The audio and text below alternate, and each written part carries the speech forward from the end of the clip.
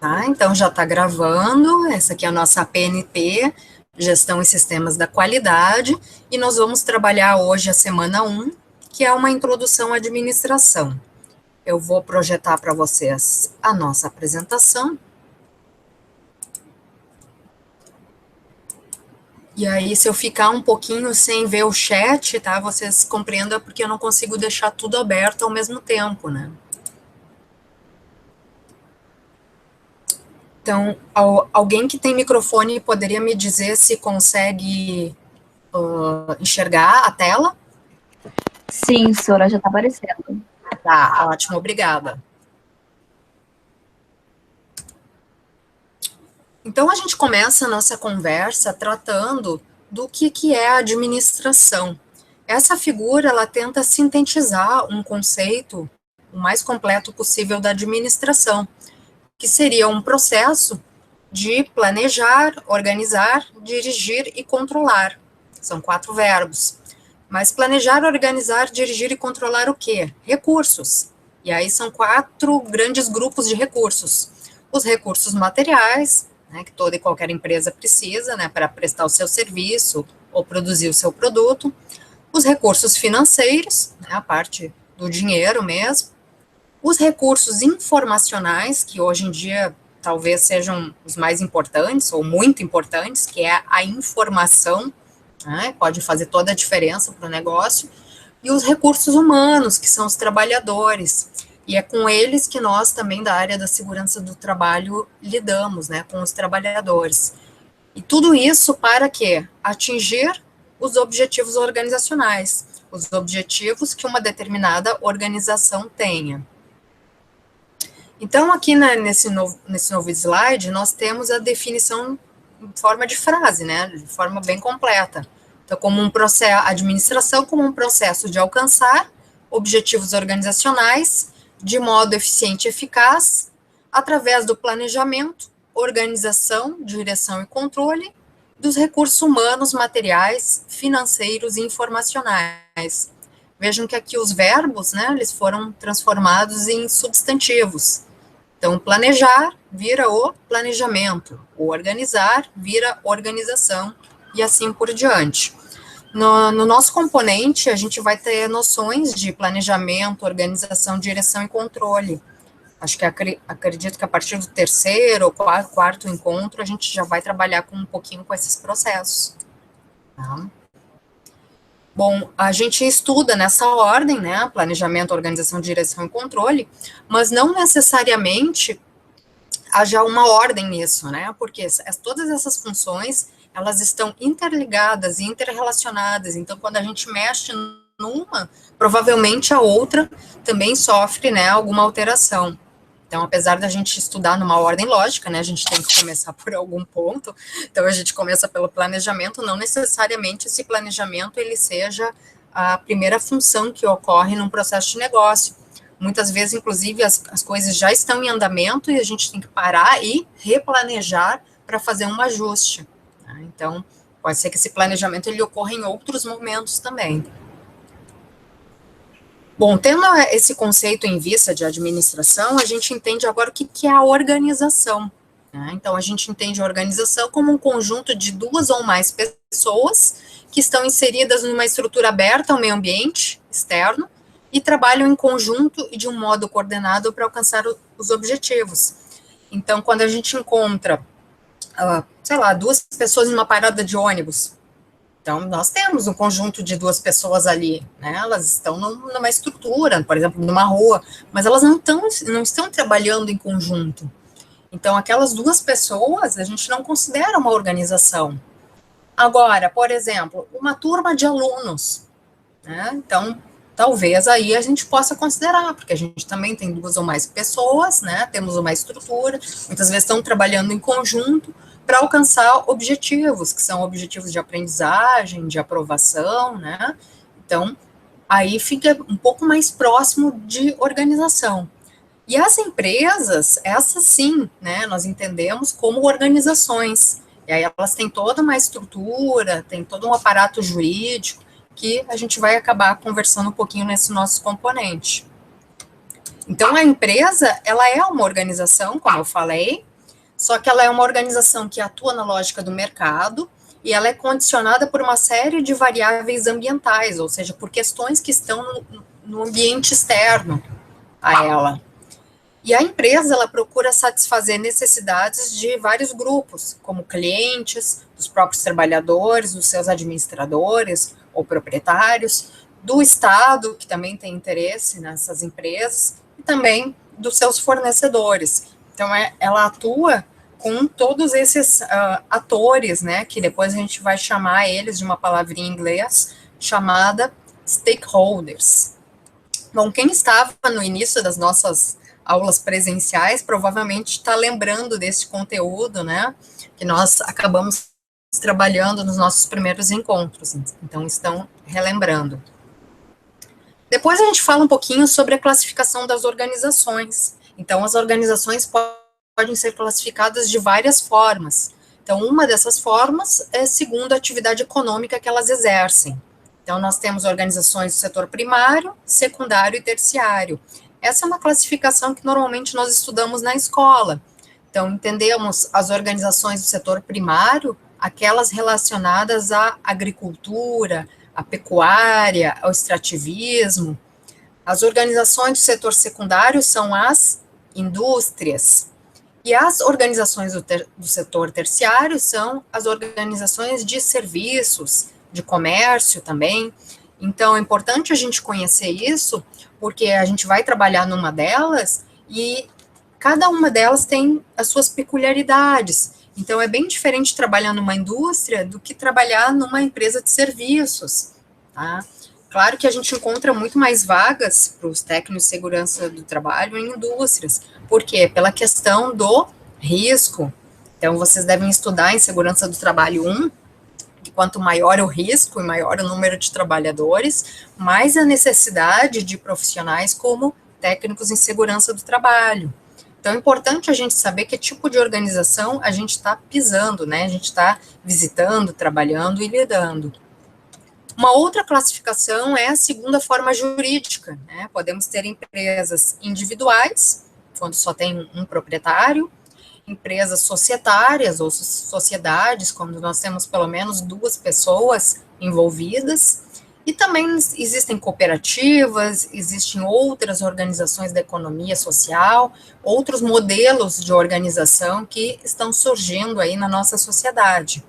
Já a cooperativa, ela tem um regramento, uma legislação toda própria, e ela envolve pelo menos 20 cooperados, né, que são uma espécie de 20 associados que têm o mesmo poder de voto na cooperativa. Então, ela é um pouquinho diferente de uma empresa tradicional, tá? Mas é uma organização também, né? Também tem uma finalidade econômica. Depois, uma outra classificação que a gente usa muito é a segunda dimensão em relação ao número de trabalhadores, né? Então, uma microempresa, por exemplo, a gente pode considerar aquela que tem menos de 10 trabalhadores. Já a pequena vai ali mais ou menos de 11 até 50, tá? Isso aqui é tudo mais ou menos, tá, gente? É meio relativo, porque existe uma classificação também de tamanho, assim, relacionada ao faturamento, que é uma classificação da contabilidade. Para nós, que somos da área da segurança do trabalho, nos interessa mais o número de trabalhadores, né? Temos também a média empresa, que vai mais ou menos ali de 50 até 250 trabalhadores, e a grande empresa, que, em geral, possui mais de 250 trabalhadores. Se nós formos contar com a presença do técnico em segurança do trabalho, dentro, como um trabalhador da empresa, em geral, a gente vai encontrá-lo na grande empresa, né, aquela que tem mais de 250 trabalhadores. Ah, mas eu posso, como técnico em segurança do trabalho, trabalhar numa pequena empresa ou numa média? Com certeza pode, né? E, eventualmente, se vocês forem trabalhar como consultores externos, até vocês vão estar se inserindo em microempresas, ou a empresa de vocês será considerada uma microempresa. Então, também é importante a gente saber essa classificação para saber as peculiaridades, né? Então, uma microempresa é bem diferente de uma grande empresa, que em geral é mais burocrática, tem mais regras, tá? Então, por isso que a gente entende essa classificação em relação ao número de trabalhadores. Eu vou passando assim, tá, gente? Depois a gente vai conversando, se vocês tiverem dúvidas, até porque eu não consigo, nesse momento, visualizar o chat enquanto eu estou projetando. Mas anotem aí as suas dúvidas para a gente conversar ao final. Outra classificação, segundo o âmbito de atuação, ou seja, onde a empresa está localizada, onde é que ela tem sede física, escritório. Uma empresa local, por exemplo, um pequeno bar, um restaurante que está só numa determinada cidade, é considerado uma empresa local. Depois temos a empresa regional, que pode ter várias sedes no mesmo município ou no mesmo estado. Uma empresa nacional, que já tem vários estados brasileiros, ou mesmo em 2 estados a gente já pode considerar, né, uma unidade no Rio Grande do Sul e outra em Santa Catarina, por exemplo. E a empresa internacional, que possui unidades em vários países, né? Normalmente grandes empresas multinacionais que atuam em vários países. E aí também esse tipo de empresa vai ter as suas características próprias. Depois temos a classificação segundo a titularidade do capital, ou seja, a quem pertence, né, essas organizações, de quem é o capital, o dinheiro. Então, a empresa privada, quando o capital está nas mãos de particulares, a empresa pública, né, se o capital e o controle está nas mãos do governo, seja ele federal, estadual ou municipal, e a empresa mista, se a propriedade é compartilhada.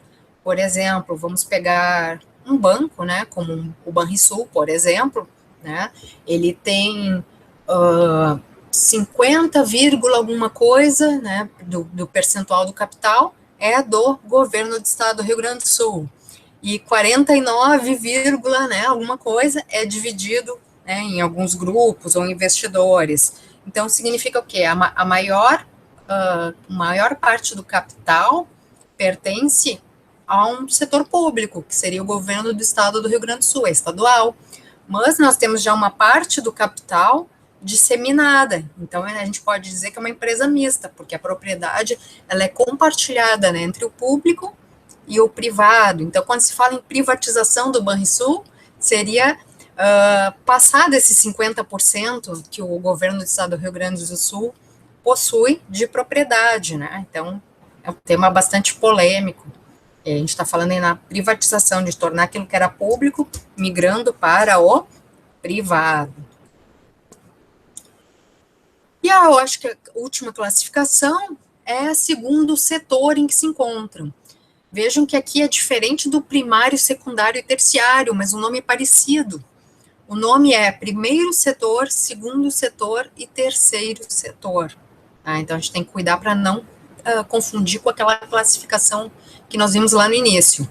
Nessa classificação de setores, nós temos o primeiro setor, considerado o Estado. Então, seriam as empresas públicas. O segundo setor, o mercado, que seriam as empresas privadas.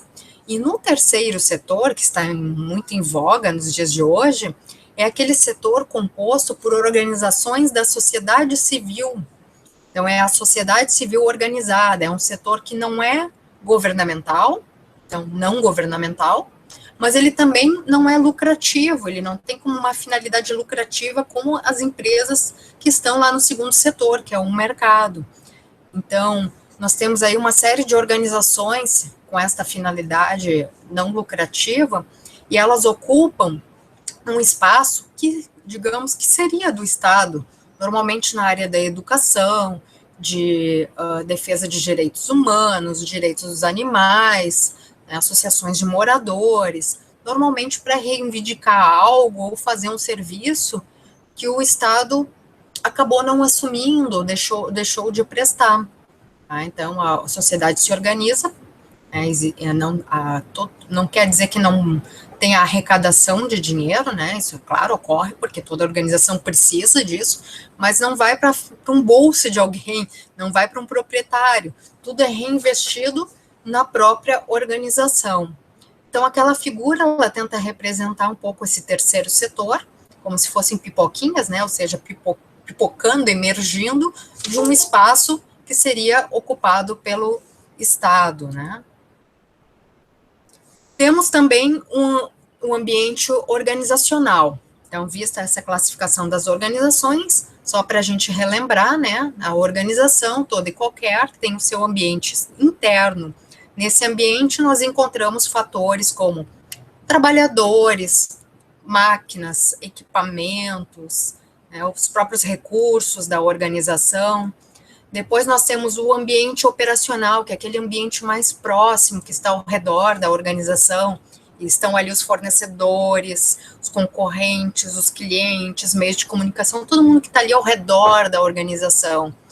E numa visão mais macro, nós temos o ambiente contextual, que é o contexto externo mesmo, né?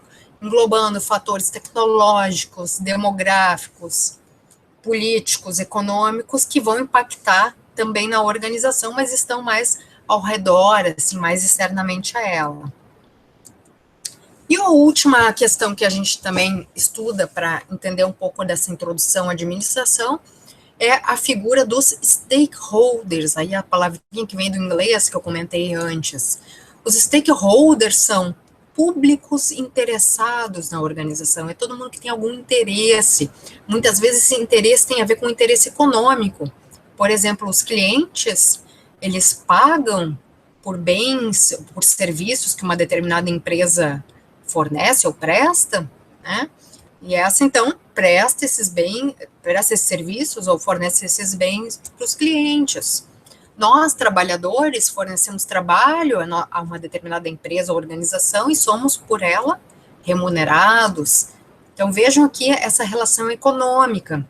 Fornecedores também têm, os acionistas ou proprietários, né, o Estado, porque a empresa acaba pagando tributos, né? Só os concorrentes que, em geral, não, né? Aqui os concorrentes, eles têm uma relação de monitoramento, de estar de olho nas atividades de determinada empresa, que também faz o mesmo em relação aos seus concorrentes.